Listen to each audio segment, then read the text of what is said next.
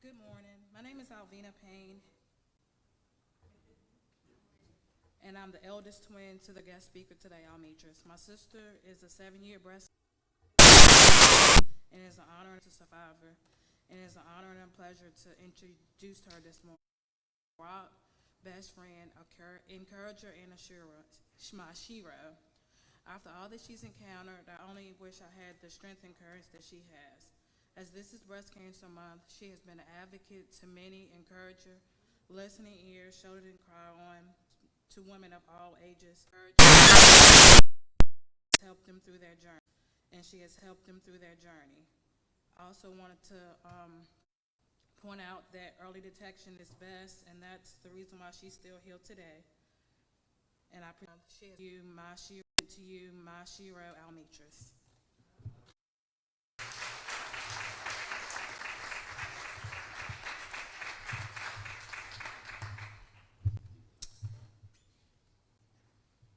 Thank you all for giving me this opportunity to present to you my testimony of how good and wonderful God is. I'm going to try my best not to cry.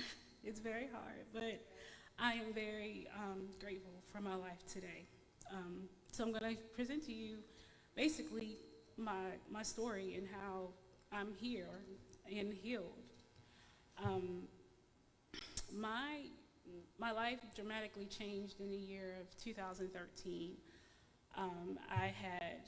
Was just regularly going to a doctor for a regular checkup, and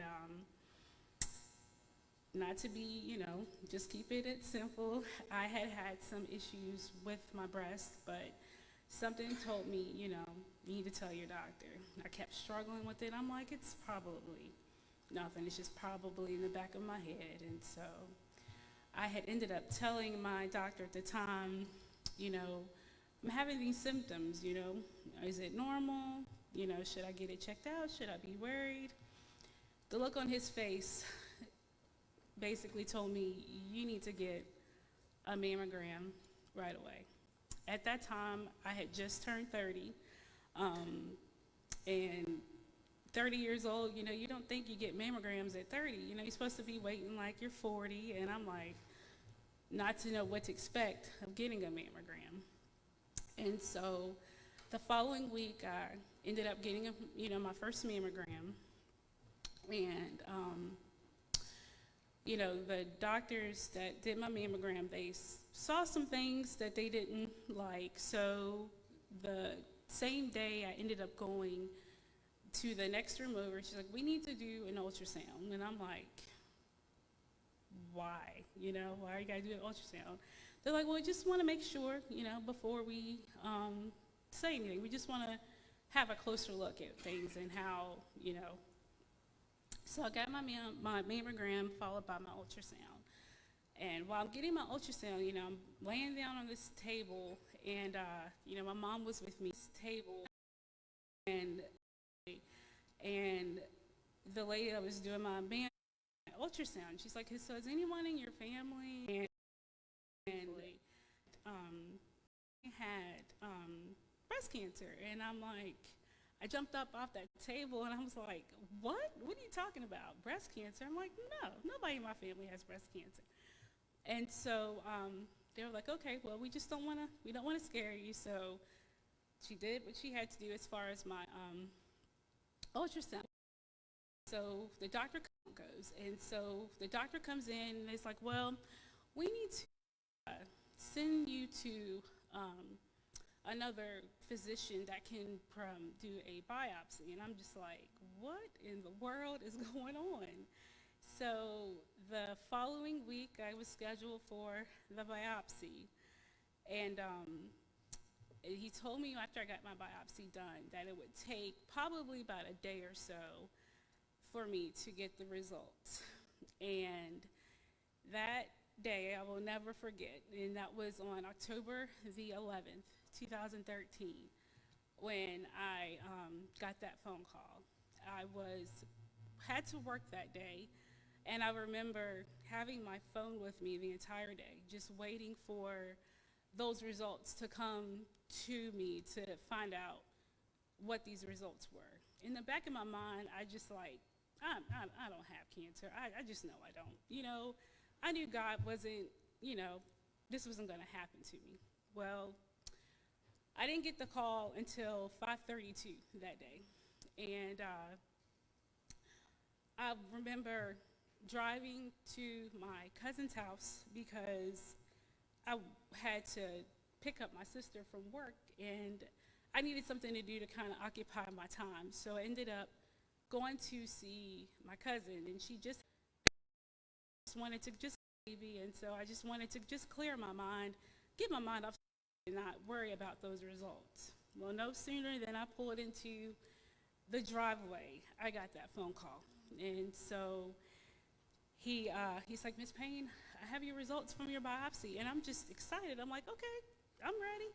And he's like, well, I hate to tell you this. And I'm like, you hate to tell me what? He's like, I hate to tell you this, but you have breast cancer. And so, I'm sorry. So when he told me those words, I feel so sorry for the doctor because I screamed so loud. I'm sorry. I was crying, I was hollering, I was just an emotional wreck. It was cold that day, and I remember my cousins were inside the house. They heard me screaming so loud. I had the door open, and they were running out to me, and they were like, I'm like, it's cancer, it's cancer, it's cancer. And I'm like, I'm trying to talk to my cousin. I'm trying to listen to this doctor on the phone. I was a mess. And so I kept telling myself, I'm going to die. I'm going to die. I'm going to die. I'm going to die. And the doctor told me, he's like, you're not going to die. He's like, you're going to survive this. He said, I hate to tell you what I had to tell you today, but you're going to survive this. Following that moment, I immediately called my parents because my parents were at home.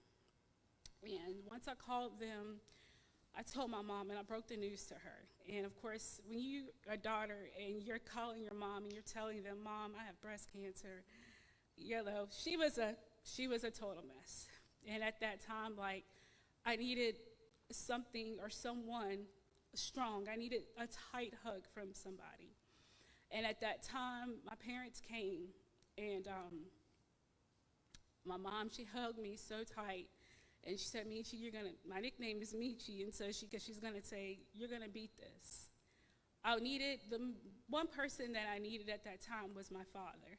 I needed him to basically be like that man, to hug you and to encourage you and tell you that, you know, baby girl, you're gonna you're gonna get through this. At the time when I told my parents, they came over to my cousin's house, and my dad drove away. I was so upset, and I told my mom, I said, Mom, why is Daddy leaving? Like, I need him. And she told me, she said, Michi, this is hard for him. You know, she said, he's very upset right now. He can't handle it. And so after I finally got my hug from my father when I got back home, and I got that strength that I was able to have. The night of hearing that news, I immediately felt a wall of emotions. I immediately questioned God, and I was like, why did this happen to me? I kept questioning, what did I do wrong? Am I a horrible person? Is God punishing me for something? Did I not do something right? And so I was constantly questioning and like, why? What did I do to deserve it? I hadn't even been to the doctors yet, and I was immediately thinking about the worst things that's going to happen. I'm immediately thinking, I'm going to have to go through chemo. I'm going to have to lose my hair. I'm going to have to go through all this other stuff, and not even knowing the justification of what my diagnosis was. I didn't even know the type of cancer that I had. I just knew that I had breast cancer. Immediately after finding all of that, you know, the phone calls kept finding all of that and from coming in and from my family and my friends, and I just, at that point, I didn't talk to anyone because I was just upset. But eventually I got over my emotions and put myself aside and allowed people to come into my life and to basically encourage me. When I started going back and forth to the doctors and finding out everything that I needed to do, I I'm not gonna lie, I was a bitter woman. I was mad. I was upset because I'm like, this shouldn't have happened to me. You know, the doctors are here. They're telling me, well, this is what we need you to do. We encourage you to do the, you know, the more aggressive treatment. And I'm like, I don't care. You're not gonna do it. I'm like, you know, I went in there. It's like, you're not taking my breast. You're not doing this. I don't care what you do. Because in the back of my mind, I'm like, this is just not true. This is just not happening to me. So prayer, I kid you not, is everything. And I tell you, God is just, he's truly amazing because he will literally put thoughts in your mind and tell you, you know, I got you. You know, I got you this. And God started putting people in my life that had the same type of cancer that I had. And at the one point, I had told my doctor, I was like, you know, you're not doing this. And I'm like, you're the doctor. You're telling me what I need to do, but I'm telling you what you're not going to do. So I was a hot mess. But eventually, I got over myself, like I said before. And I had went through so many women, and so many other women came to me. It's like, you know, I understand this is your body, you know, but this is just speaking from my experience, what has happened to me.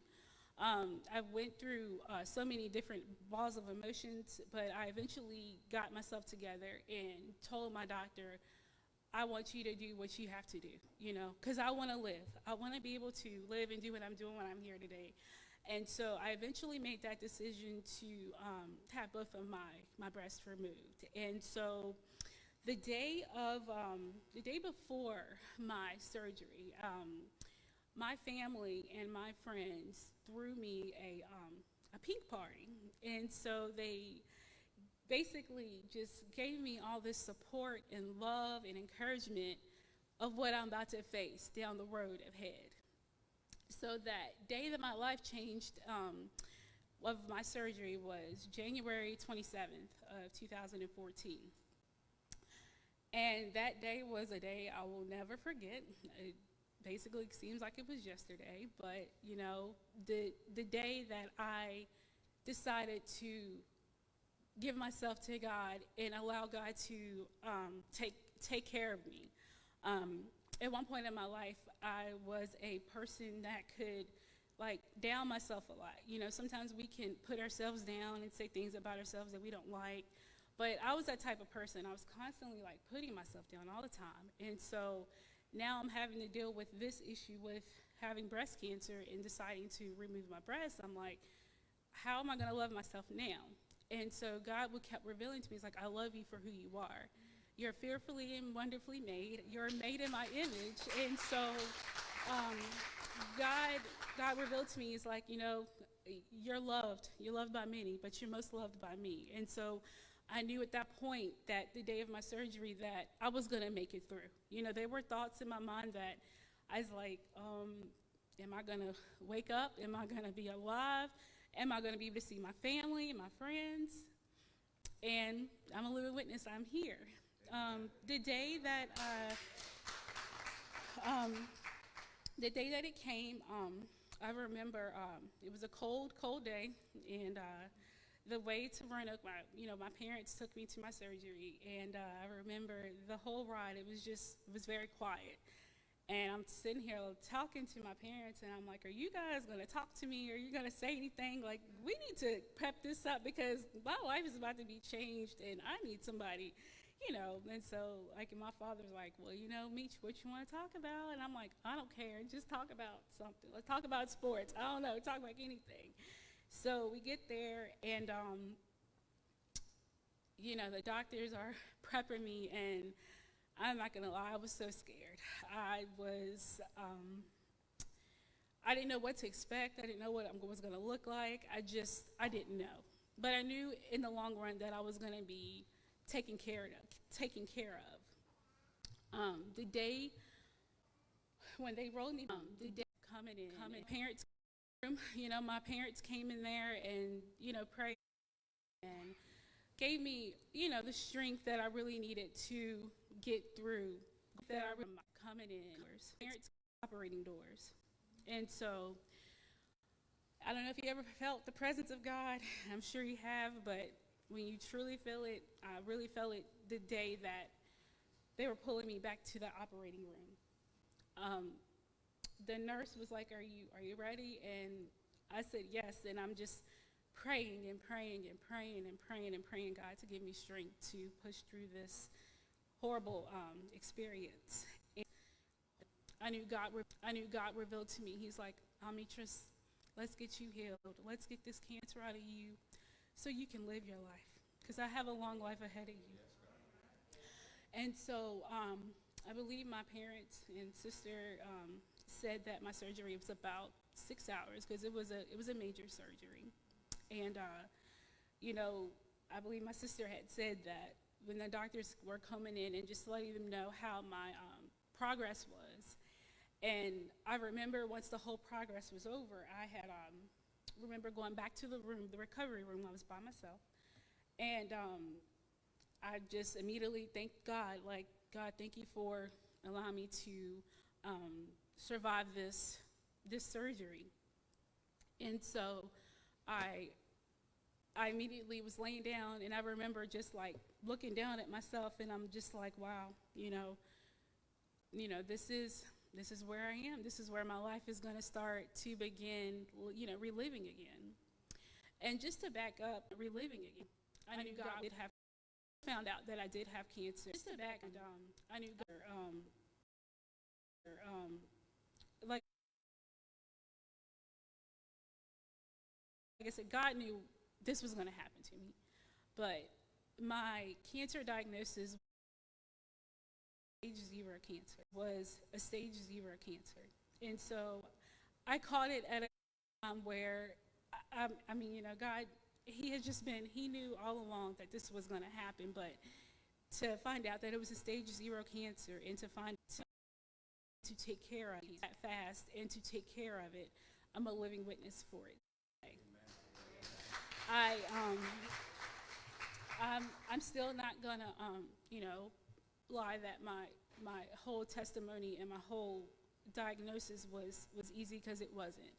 Even after was the surgery, I knew having the surgery and recovering from it, I still felt, I knew God would have, I still felt mad, and I still felt, you know, I just was not happy with how I just having the surgery. Even now, even after getting the diagnosis and even going through, I'm still not happy with myself, you know. And I'm just like, why did I have to go through this? You know, what did I do so wrong?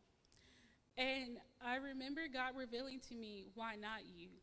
You know, and God knew that he gave me the strength to overcome this experience. He knew that I was going to be able to make it through and be an advocate for women, and not be able to not give up, because some people can easily give up. And I admire all the survivors that are in here today, because you survived and I survived. And just by being a young, you know, black woman, you know, sometimes we don't really know what to do at times, but you only get one body, and you need to take care of yourself. After my surgery, you know, like I said, God was just with me throughout it all. They did take one lymph node off of my left side, and you know, he's like, there's no cancer there. We removed all the cancer. The prognosis of it coming back is a 0 to 4%. And so I'm just like, you know, I literally had to put myself aside and put God in perspective and let him handle the things that I know that he truly could handle in my life. I remember while recovering, I did go into a deep depression, and I felt like I wasn't loved, knowing that I was loved, but I just felt like deep down in my heart, I just was not loved, and mostly not loved by myself. And I had to seek counseling, you know. I'm sorry. I had suicidal thoughts, because I just didn't want to live life anymore. Now that I've crossed that bridge and am cancer-free, I didn't want to live. I didn't want to do this anymore. I felt like my life was over. And, you know, here it is, I'm 30 years old. I wasn't married at the time. I didn't have anybody in my life. And I'm like, who's going to want me now, you know? And like, who's gonna? It was just revealing to me. It was just revealing to me that love yourself, love who I be. And so it took a lot. Like I went through Christian counseling, and I'm not ashamed to say it because I needed help. Say it. And there are times that we as Christians, some people say, "Oh, you shouldn't have to feel that way." Well, I did. I'm human. I'm not perfect, and so that's one thing that I kept revealing to myself was like, was I not good enough? Was I not perfect enough? What did I do? I constantly questioned God. I questioned constantly, and just wanting to know why I had to encounter this experience. With all that being said and done, I got the counseling and I got the help that I needed, because if I didn't receive that counseling, I probably would have done something to myself that I would have later regretted to myself, but my family and my friends, and my family had been there since day one. My friends have been there since day one, and they're still there. They're still been there since day one, and they're still my family. There's still moments here. There's still moments where I get upset and aggravated or mad, but I don't let it get to me like I used to let it get to me, because here it is now that I am 7 years cancer free, and I didn't have to have chemo. I first said I'm going to lose my hair. I'm going to have to be on all this medicine and just do all these different things that I never thought that I was going to have to do. Other women would come to me that even had a diagnosis that had to go through a much harder treatment that I did, and I would think to myself, these women had it a lot harder than you, and you didn't even have it as hard as you thought you did. Even though I did have this hard experience, but these other women were as hard, and I have for you, and you can be advocates for you, and you can be advocates for other women. I knew that God had a plan for my life, and I had my favorite Bible verse is Jeremiah 29:11, and I literally live by that every single day of my life. The day that I found out that I had cancer, I knew He still had found out that I had me and prospered moments. He had plans to prosper me and not to harm me, to give me a hope and a future, and I'm still living that hope and future today. I am I am very, very grateful to just to let you guys know that storms may come in your life. How to handle them. You may feel like you want to give up. You may feel like you want to give in. You want to throw in the towel, because I did. I was this close, and I'm so glad that I didn't, because I wouldn't be here. I wouldn't be here sharing my testimony with you today and sharing it with other women or other people, because it's a storm. Storms don't last always, and they come, they go, but you gotta know how to fight in your storm. And I felt like if I would have never listened to God, because God revealed to me that day when I told my doctor about the symptoms that I was having. He revealed to me, he's like, you need to tell your doctor. If I wouldn't have told my doctor this day, I'm 38 years old now, and at the time when I told my doctor, the cancer was at a stage 0.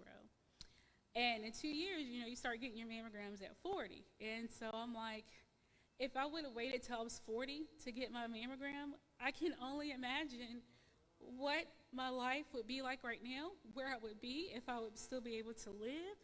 I don't even want to imagine. But I am grateful that I'm here today and being able to be able to share my testimony, with other people. One thing I've always learned is that, I had to put one thing I've always stop questioning aside and stop questioning God and stop asking Him why so many different things have to happen to us, like why people have to leave us so soon. But, God always knows what's best for us, I just want you to know that you never neglect things about your body. Always share with your doctor what you're going through. Sometimes you may not want to, But as for me and my testimony, if I would not have shared with you or shared with the doctor, would have told me, I wouldn't be here today. And I am just so blessed to be here today. Grateful to be able to share with you my testimony and how God has truly transformed my life. I think about it now, it's like I think that if I wouldn't have went through breast cancer, I don't think I would be the woman that I am today. I think breast cancer actually strengthened me. It made me be not only a role model for older women, but for younger women as well, and men. You know, I work at Walmart, and I'm a pharmacy tech there, and there are women that would just come up to me, and I don't know how they even knew, and they would be like, "Are you that breast cancer survivor?" And I'm like, I am. And he's like, "Well, I just got diagnosed, can you help me?" And I'm like, "Sure, I'm here for you. Here's my number, here's my name, call me." And so I still encourage women all the time, and I encourage my family and friends that you only get one life, and you have to take care of yourself while you're here on this earth. God's going to be with me throughout my entire life, and he's with you. And I just definitely want to say that I am a living testimony of how truly good God is. I very well couldn't be here, but I'm here today telling you my story. Just ladies, please get your mammograms. Don't neglect it. You know what I mean? There are survivors in here. There are other women that could basically share their testimony as well. But just being, at that time, a young, black female, I wouldn't be here today if I wouldn't have told my doctor what I would have gone through. But that's my testimony, and I am so grateful to be here to tell you that. And that's the one thing I do, is just know that God has a plan and never give up, and know he's with you throughout it all, because he stood with me from the beginning and until he's still with me now. And I just want to thank you all for giving me this opportunity to share my testimony with you guys.